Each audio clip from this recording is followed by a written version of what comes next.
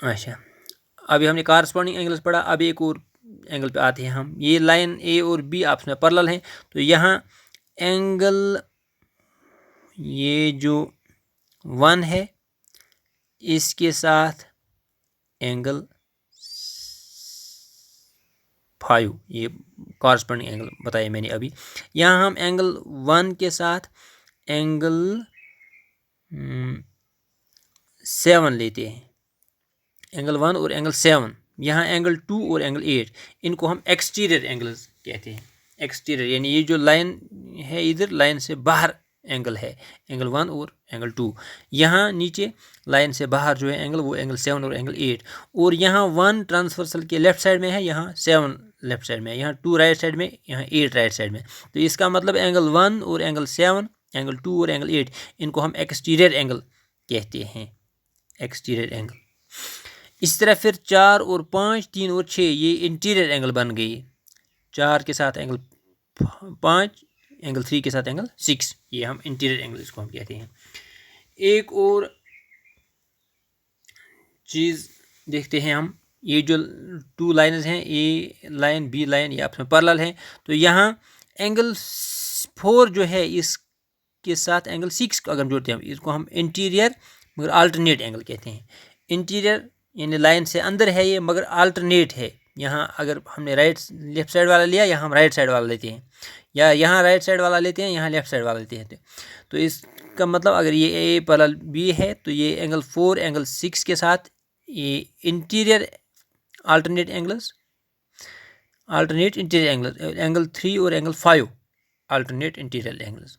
इसी तरह angle 1 angle 8 ये alternate exterior angles, angle 2 angle 7 ये भी अल्टरनेट एक्सटीरियर एंगल्स, ऐसे ये भी बराबर होते हैं आपस में। तो एक और बात हम देखते हैं,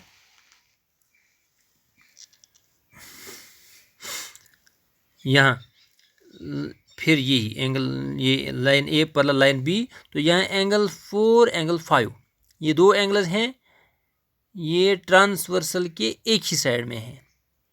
एंगल 4 एंगल 5 ये ट्रांसवर्सल खड़ा है, इसके लेफ्ट साइड में दोनों एंगल हैं ये, तो ये 180 के बराबर होते हैं। यानी अगर 2 लाइन्स आपस में पैरेलल हों, वहाँ उन पर हम एक ट्रांसवर्सल डालते हैं, ट्रांसवर्सल के एक ही साइड में जो भी एंगल्स होते हैं वो बराबर होते हैं, उनकी मेजरमेंट 180 डिग्री होती है, 180।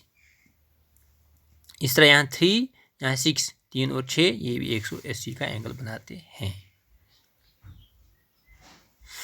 तो अब आप क्वेश्चन नंबर 1 पे आओ। यहाँ दिया है उधर से कुछ हमने प्रॉपर्टी लिखनी है। If line A parallel line B, अगर ए लाइन बी लाइन के पैरेलल है, देन एंगल 1 इक्वल एंगल 5, तो एंगल 1 जो है एंगल 5 के बराबर है। क्यों बराबर है, हमने प्रॉपर्टी बताई नहीं, क्या प्रॉपर्टी लगेगी यहाँ, ये A parallel B angle 1 equal angle 5, ये कॉरस्पॉन्डिंग एंगल है। मैंने अभी बताया एक ही साइड में है लाइन के, ये भी ऊपर है ये भी ऊपर है, ट्रांसवर्सल के भी एक साइड में है, तो ये कॉरस्पॉन्डिंग एंगल मैंने लिखा है, तो कॉरस्पॉन्डिंग एंगल प्रॉपर्टी है।